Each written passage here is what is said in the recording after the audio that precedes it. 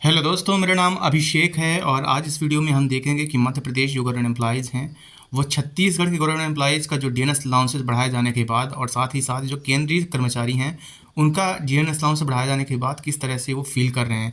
फिलहाल के लिए क्या अपडेट है महंगाई भत्ते पे, हम इसकी भी चर्चा करेंगे।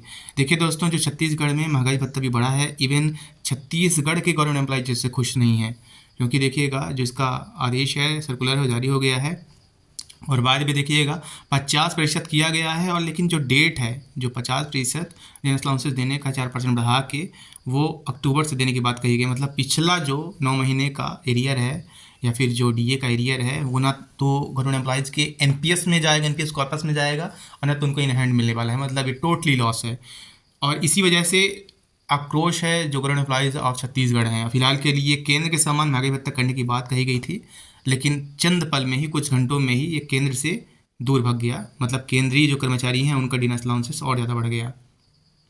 देखिए दोस्तों, 50 से 53% होते ही सेंट्रल गवर्नमेंट एम्प्लॉयज़ का जो डीएनएस अलाउंसेस है, तो मध्य प्रदेश के जो गवर्नमेंट एम्प्लॉयज़ हैं वो लंबे वक्त से, देखिएगा छत्तीसगढ़ क्यों हमसे बेहतर पोजीशन पे है, ठीक है ना, government employees of Madhya Pradesh से।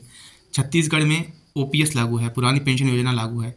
छत्तीसगढ़ में जो एचआरए मिल रहा है वो पिछले साल से, ये आपको पता होगा, काफ़ी बेहतर तरीके से और 7CP से भी मिल रहा है। मतलब अगर किसी government employee of Madhya Pradesh का अगर एचआरए आवास भत्ता 250 रुपये है, 200 रुपये है, 300 रुपये है, तो छत्तीसगढ़ में वही एटलीस्ट 2000 तक है, ठीक है ना। तो ये बहुत बड़ा फर्क पड़ रहा है और इसी वजह से जो government employees of Madhya Pradesh है उनमें आक्रोश है। दूसरा वेतन विसंगति है, लिपिकों की वेतन विसंगति है, पिछले 40 साल से चली आ रही है और ये भी एक बड़ा मुद्दा रहा है। इन्हीं सब वजहों से ओपीएस हो, महंगाई भत्ता हो, लिपिकों की वेतन विसंगति हो। कल भोपाल में एक प्रोटेस्ट किया गया, एक हड़ताल टाइप की रही थी और एक आक्रोश दिखा रहा था। फिलहाल के लिए दोस्तों देखिएगा, जो सोर्सेस से बातें सामने आ रही हैं तो ये है कि जो गवर्नमेंट है, एमपी गवर्नमेंट है, वो फाइनेंस डिपार्टमेंट से चर्चा कर रही है और पूरी प्लानिंग है डीएनएस अलाउंसेस बढ़ाने की।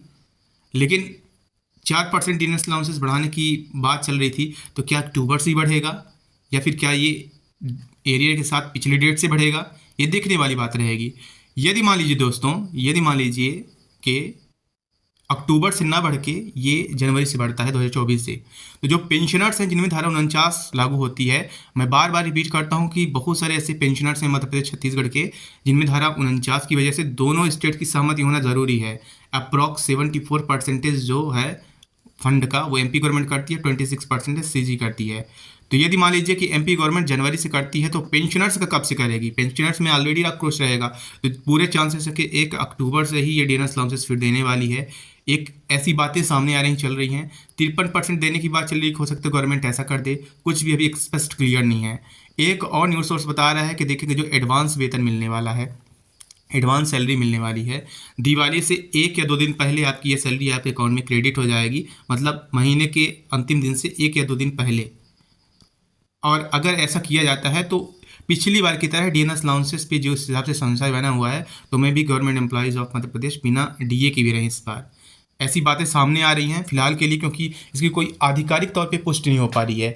ये जो आप डीए फाइल चलने की बात या फिर डीएनएस अलाउंसेस बढ़ाने की बात है, ये हम जुलाई से सुनते आ रहे हैं। जुलाई 2024 से, जुलाई हुआ, अगस्त हुआ, सितंबर में लगा बढ़ ही जाएगा, लेकिन ऐसा कुछ भी नहीं हुआ। फिलहाल के लिए जो अक्टूबर है इसमें बस उम्मीद जताई जा रही है। Government employees of Madhya Pradesh जो है उनमें काफ़ी आक्रोश है, वो सीधा 53% डीएनएस अलाउंसेस की मांग कर रहे हैं।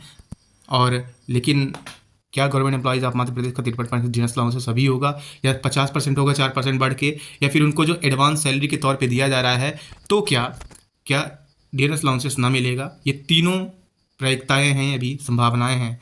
दूसरी बात दोस्तों ये देखिएगा कि चाहे जो भी स्टेट की आप बात करें, चाहे राजस्थान की आप बात करें, चाहे आप सेंट्रल एम्प्लॉयज़ की बात करें, रेलवे एम्प्लॉयज़ की बात करें, सभी को बोनस दिया गया है, दिवाली बोनस दिया गया है। एमपी गवर्नमेंट में भी बोनस का प्रावधान था, लेकिन अब बोनस का प्रावधान हट गया है।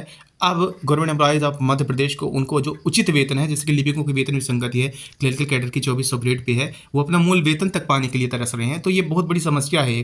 तो देखेंगे फिलहाल के लिए जो सिंगल कमेटी बनी थी, सिंगल कमेटी का जो एक्सपायरी डेट है जुलाई से एक्सटेंड करा दिया था 6 महीने के लिए, तो दिसंबर में एक्सपायर होगा। मतलब दिसंबर से पहले अब फिर से कमेटी रिपोर्ट सौंपी गई एमपी गवर्नमेंट को, तो चांसेस हैं कि जनवरी या फरवरी तक जो उसकी रिपोर्ट है, अनुशंसाएं, उसको लागू करा दिया जाए और आगे आने वाले 4 या 5 महीने में जो लिपिकों की वेतन विसंगति है, ये 2400 ग्रेड पे होने का है, वो हो जाए।